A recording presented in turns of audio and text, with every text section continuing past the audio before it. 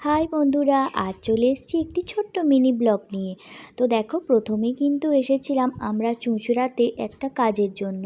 তো প্রথমেই সেই কাজটা কিন্তু কমপ্লিট করব। আর এই অফিসটাতেই কিন্তু ছিল আমাদের এই কাজটা। যেহেতু চুঁচুড়ায় কাজটা ছিল, সেহেতু এখান থেকে আরও দুটো জায়গায় যাব। তো তার জন্য আগে কিন্তু যে কাজের জন্য এসেছি সেই কাজটা কমপ্লিট করে নিলাম। কাজ কমপ্লিট হয়ে যাবার পরে কিন্তু চলে এসেছিলাম ওখান থেকে ব্যান্ডেল চার্চ।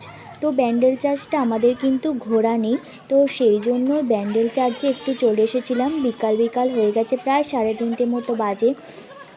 এই ব্যান্ডেল চার্চে চলে এসেছি দেখো, আর ব্যান্ডেল চার্চটা একটু ঘুরে দেখব। আর সেই জন্য আমরা কিন্তু এসেছি, যেহেতু কাজও হয়ে যাবে আবার এদিকটা দেখাও হয়ে যাবে।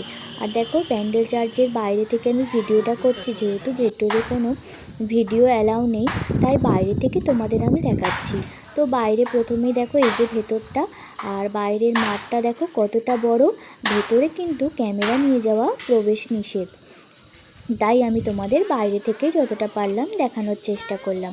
বাইরের দিকটা সবাই বসেছিল, আর বাইরের দিকটা অনেকটা মাঠ ছিল, অনেকটা সুন্দর ছিল। এখান থেকে বেরিয়ে কিন্তু চলে গিয়েছিলাম আরও একটি জায়গায়, যেখানে হলো লাহিড়ী বাবার আশ্রম।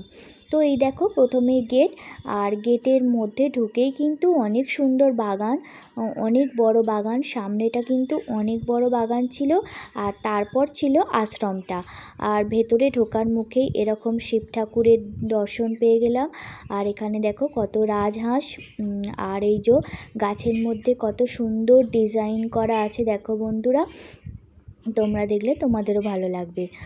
আর এই যে এবার কিন্তু মেন মন্দিরটা দর্শন করার পালা, আর সেই আশ্রমটা দর্শন করার পালা। তো দেখো, এখান দিয়ে যাচ্ছি, আর সামনেটা কিন্তু অনেকটা বড় জায়গা ছিল যেহেতু, আর কত সুন্দরভাবে সাজানো গোছানো আছে চারিদিকটা। আর এই দেখো, চলে এসেছি কিন্তু লাহিড়ী বাবার আশ্রম। তো এইটাও একটু দেখার ইচ্ছা ছিল, তাই জন্য এখানে চলে এসেছি। এখানটাও খুব সুন্দর লাগছিল। আর যেহেতু আমরা বিকালবেলা গিয়েছিলাম, সেহেতু বিকালের দিকটা অনেক লোকজন ছিল, আর চারিপাশটা অনেক সুন্দর লাগছিল। দেখো তোমরা, আর মন্দিরটাও কতটা সুন্দর দেখো, মন্দির বা আশ্রম বলো, কতটা সুন্দর দেখো। তো দেখতে দেখতে দেখো, আর ভেতরে কিন্তু ক্যামেরা অ্যালাউ ছিল না, তো এখান থেকেই ভিডিও করলাম। তো তারপর দেখো, রাত্রিবেলা ডিনার করেছিলাম কিন্তু এগরোল, এটা কিন্তু বাইরে থেকেই নিয়ে চলে এসেছিলাম। আজকের মতো এটুকুই, আবার পরে দেখা হচ্ছে।